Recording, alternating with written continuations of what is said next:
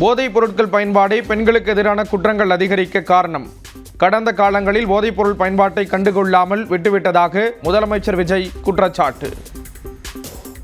போதைப் பொருள் நடமாட்டம் அதை வேரோட பிடுங்கி எறியணும். 2026 போன மாசம் மே மாசம் 10ஆம் தேதி இந்த பிரச்சனை புதுசா முளைச்சு வந்துடல.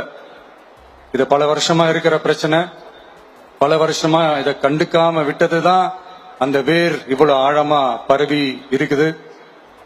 இத பல வருஷமா கண்டுக்காம விட்டது யார் என்றது நான் சொல்லிதான் உங்களுக்கு தெரியணும்னு அவசியம் இல்லை. அது உங்களுக்கே நல்லா தெரியும். இப்ப அதை பத்தி பேசியும் பிரயோஜனம் இல்லை. பெண்களுக்கு எதிரான கொடுமைகளை கேட்டாலே மனம் பதறுவதாக முதலமைச்சர் விஜய் கவலை. பெண்களை துன்புறுத்தினால் சிறிதளவு கூட ஏற்றுக்கொள்ள முடியாது என்றும் எச்சரிக்கை. இவ்வளவு நேரம் நான் இதெல்லாம் ரொம்ப சாஃப்டா சொல்லிட்டு இருந்தேன். ஆனா பெண்களை தொந்தரவு செஞ்சுட்டு அப்படியே எஸ்கேப் ஆகி போயிடலாம்னு நினைக்கிறவங்களுக்கு நான் ஒரு வார்னிங்காவே சொல்றேன். பெண்கள் பாதுகாப்பை டிஸ்டர்ப் பண்றவங்க யாரா இருந்தாலும் அது சகிச்சுக்கவே முடியாது. அவங்களுக்கு அந்த தண்டனைக்கான அந்த நடவடிக்கைகள் எல்லாமே போலீஸ் டிபார்ட்மெண்ட்ல இருந்து ரொம்ப கடுமையான ஒரு தண்டனையா இருக்கும்.